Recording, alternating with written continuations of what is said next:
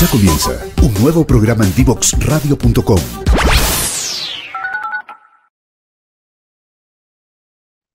Bien, ya estamos para conversar con Karen Rauch de Camiseteados. Bienvenida, Karen. Hola, muchas gracias por la invitación, Ángel. Feliz de estar con ustedes contándoles acerca de camiseteados y todo lo que hemos hecho el 2022. Bueno, siempre partimos comentando un poquito de la historia del invitado. Para quienes no te conocen, cuéntanos un poquito de tus pasos previos a Camiseteados y cómo se gesta tu incorporación y tu liderazgo en este proyecto, porfa. Bueno, yo estudié periodismo hace hartos años ya, estudié en la Diego Portales y cuando salí hice como todos los periodistas una práctica en un medio de comunicación. Me gustó, lo pasé bien, pero sentía que no era lo mío, porque era papel, era como para el día siguiente. Yo sentía que pasaba que no veía lo que hacía. Después me fui al online, dije, a lo mejor en el online puedo encontrar un camino. En esa época, estoy hablando del año 2012, el online todavía no era era masivo, pero se suponía que en teoría no estaban los mejores periodistas ahí, no sé, como que había un prejuicio igual importante de estar ahí. No era lo que más se veía porque el papel todavía tenía una relevancia muy importante. Y una de esas, una amiga me dice, oye, están buscando a alguien que se vaya a trabajar al Ministerio de Relaciones Exteriores a un reemplazo. Y yo le digo, pero amiga, yo no sé mucho de diplomacia, no sé nada. Me dice, es perfecto. Eso es lo que están buscando, alguien que pueda ayudarlos con lo digital y que pueda aportar juventud, creatividad, no sé. Y yo ya voy y voy a una entrevista, me vuelvo ese día a mi casa y quedé al tiro.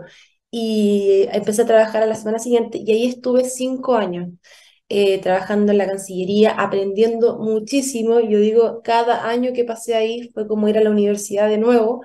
Eh, el periodismo tiene una facultad, uno sabe muchas cosas, pero muy poco en profundidad algunas. Y esto me permitió aprender desde diplomacia, entender relaciones internacionales, comercio, eran tantas temáticas, cooperación, y ahí me fui dando cuenta, sobre todo en el tema de la cooperación, que habían historias preciosas de colaboración, que Chile era un país que trabajaba mucho con Caribe, haciendo grandes procesos de intercambio comercial, relaciones bilaterales que se profundizaban en la educación, en cultura.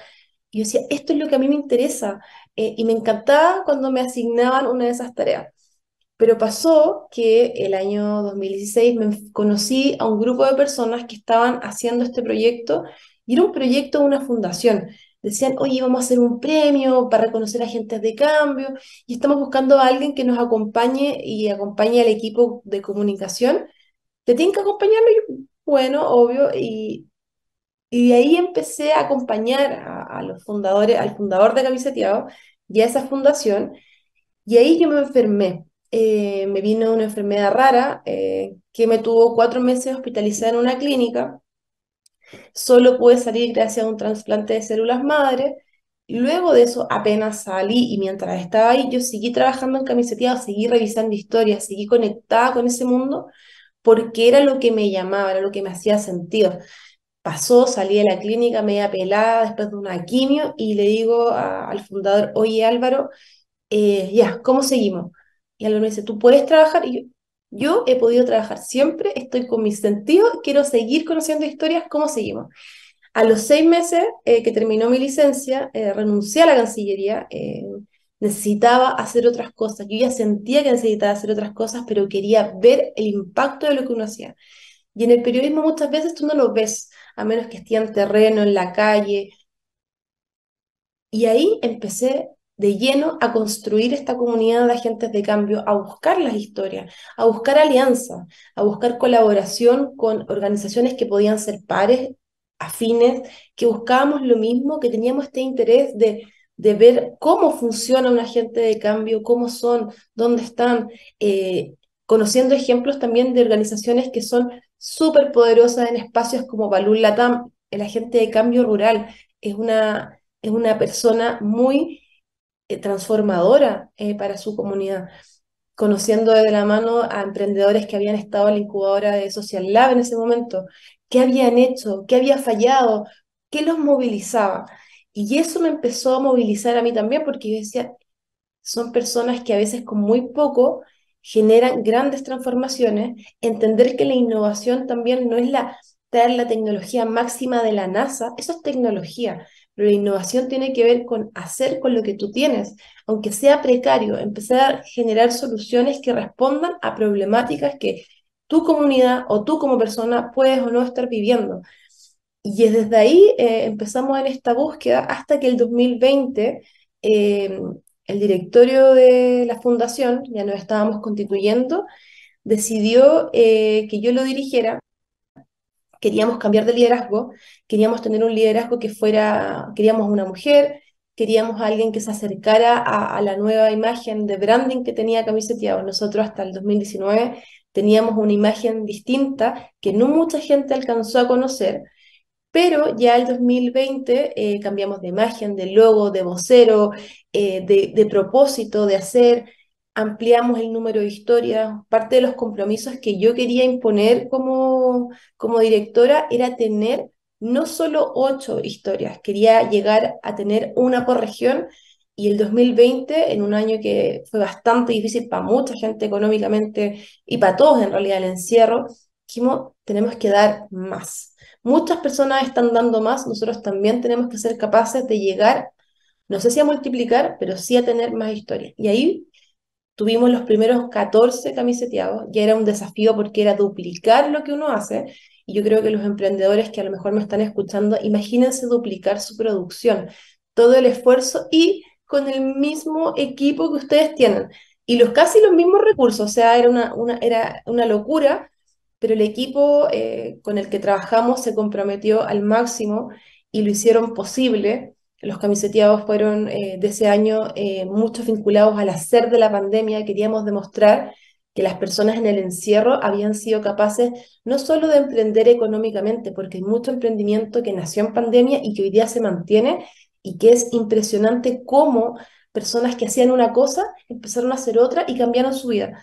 Pero esto tiene que ver con el emprendimiento social, innovaciones, contar historias de personas que habían dado el 200%.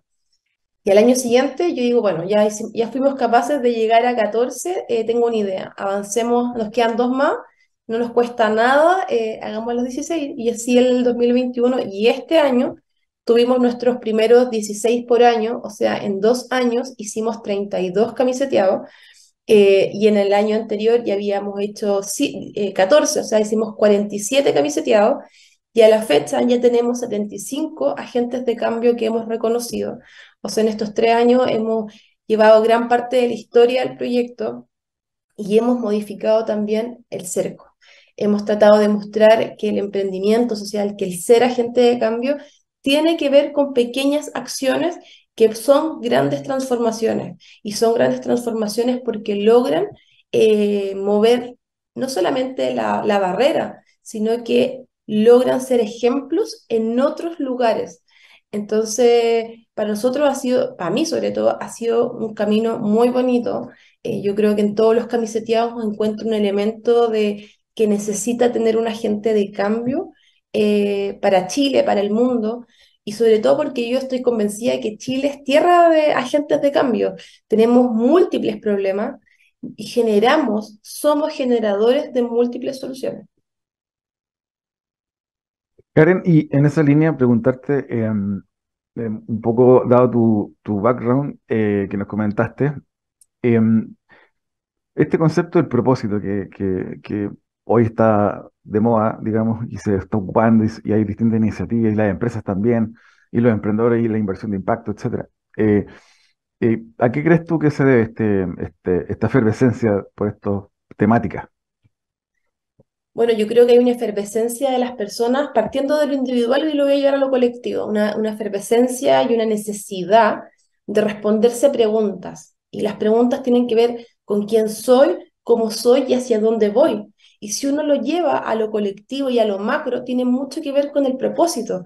Las empresas durante mucho tiempo, por por su finalidad, que tiene que ver con generar un producto, hacer algo en un lugar que independientemente de las intenciones del dueño de esa empresa o de los socios, genera problemáticas en el entorno, ya sea contaminación de algún tipo, qué sé yo. Pero siempre he estado buscando hacerse responsable. ¿Y cómo nos hacemos responsables del impacto que generamos, ya sea positivo o negativo? Construyendo respuestas. ¿Cómo respondemos a esas preguntas? Pensando en lo que hacemos, en cómo lo queremos hacer y cómo alineamos eso con nuestro entorno global. Y ahí tenemos también un mandato de Naciones Unidas. Oye, tenemos tantos X número de objetivos que tenemos que responder. Tenemos que ser capaces como humanidad, como planeta, de resolver los objetivos de desarrollo sostenible a tal año. Está llegando ese año. Seguimos fallando. Pero las empresas han encontrado en su narrativa pública, en su mensaje, en su comunicación, un espacio de decir, ¿sabes qué? Tenemos que hacernos cargo. Han hecho un mea culpa y han tomado responsabilidad de una manera positiva. Eso lo han enmarcado, porque antes lo decíamos cuando uno lo estudiaba, la misión, la visión, los objetivos, quiénes somos. Todo eso lo han agrupado en el propósito. Y cuando uno va, el propósito no es tan nuevo. Los japoneses le han llamado desde hace muchos años Ikigai. ¿Quién soy? ¿Cómo lo hago? ¿Hacia dónde voy? Y creo que ha sido súper saludable para el desarrollo de las empresas, de los emprendedores, incluso de este nuevo mundo de las empresas que son las startups, el partir con el propósito. ¿Para qué hago lo que hago? ¿Es necesario que lo haga? ¿Hacia dónde quiero ir? Y creo que tiene que ver también cómo se alinea con lo individual. Las personas también cada día están más abiertas a cuestionarse cosas porque antes nuestros papás no lo hacían. Salían de la casa, se iban a trabajar, entraban a una universidad, trabajaban, no se cuestionaban mucho. Y sus papás tampoco empezaban a trabajar o súper chicos, trabajar, listo. Hoy día, las generaciones actuales, no la mía, son mucho más cuestionadoras. ¿Por qué voy a hacer eso? ¿Es necesario hacer lo que voy a hacer? ¿Es necesario ese camino tradicional? Entonces, creo que tiene que ver mucho con como lo que sentimos. Pero creo que el propósito está, obviamente hay algunos conceptos que se tienden a manosear a medida que se masifican. Pero creo que hay muy buenas personas, buenas narrativas de acuerdo al propósito, pero básicamente es decir, ¿para qué estoy haciendo lo que hago? Y todos podemos citar ahí a Simon Sinek, que es como el experto, y ya está. Pero lo importante es hacernos responsables. ¿Cómo hacemos lo que hacemos? ¿Cómo las empresas trabajan con sus comunidades? ¿Cómo esos proyectos de impacto positivo son virtuosos y no solamente son una imposición? Porque ahí quiero volver más atrás. Hace 10 años atrás, mi mamá trabaja en una empresa de construcción. Oye, las empresas de construcción, las distintas industrias llegaban a un lugar y decían, oigan, ustedes necesitan un colegio, construían el colegio. Llegaban, tocaban la puerta del dirigente o el líder de esa comunidad, le hicimos un gran colegio. Y las personas decían, pero si nosotros no necesitamos un colegio, no tenemos niños, los niños se fueron. ¿Qué hacemos con ese colegio? Pero el hacerse responsable, alinear tu propósito con lo que tú vayas a hacer, cómo impactar en ese lugar, aparece el diálogo, aparecen mecanismos de respuesta que son maravillosos y son los que básicamente construyen nuestra humanidad, nuestra sociedad, nuestras comunidades y sobre todo han sanado un poco, de alguna manera, la relación empresa-impacto-comunidad. Karen, también preguntarte en ese mismo sentido, también se habla de estos conceptos en empresas corporativas ESG, modelos de impacto ambiental, social, los modelos de gobernanza.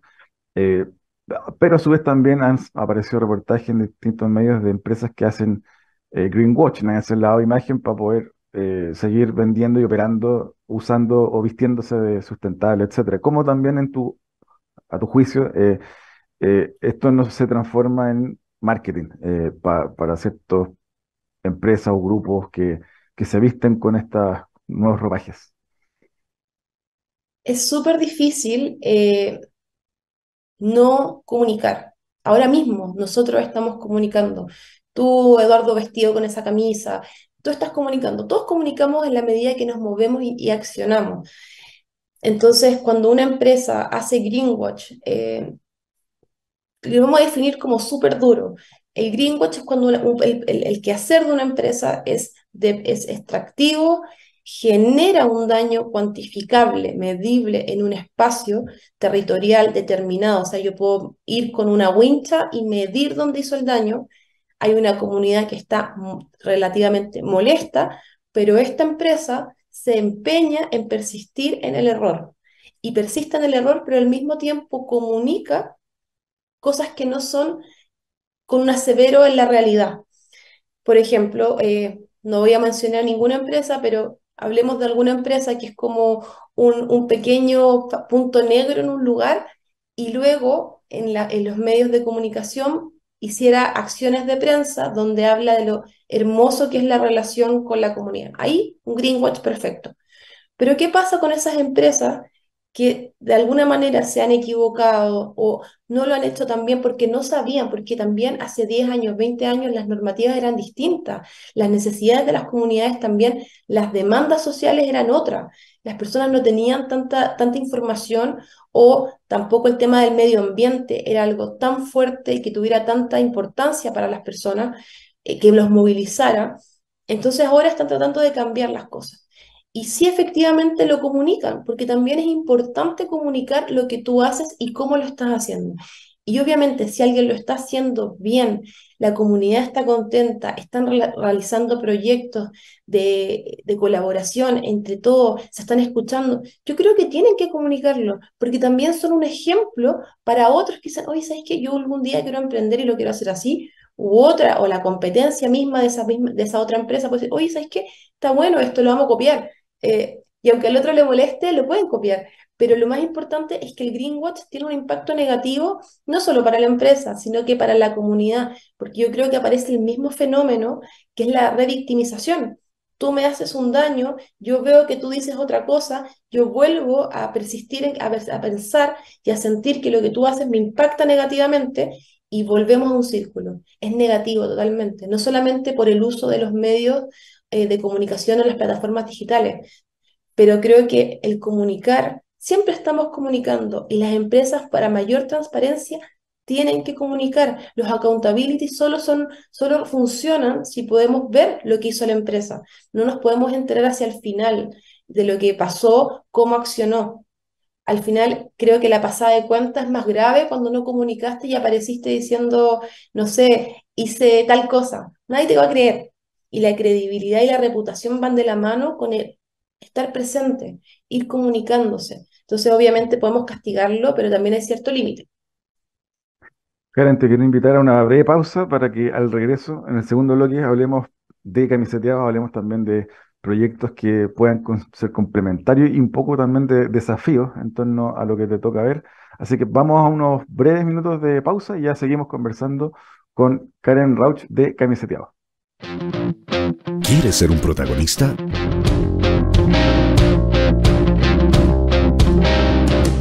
Escríbenos a invitados@divoxradio.com.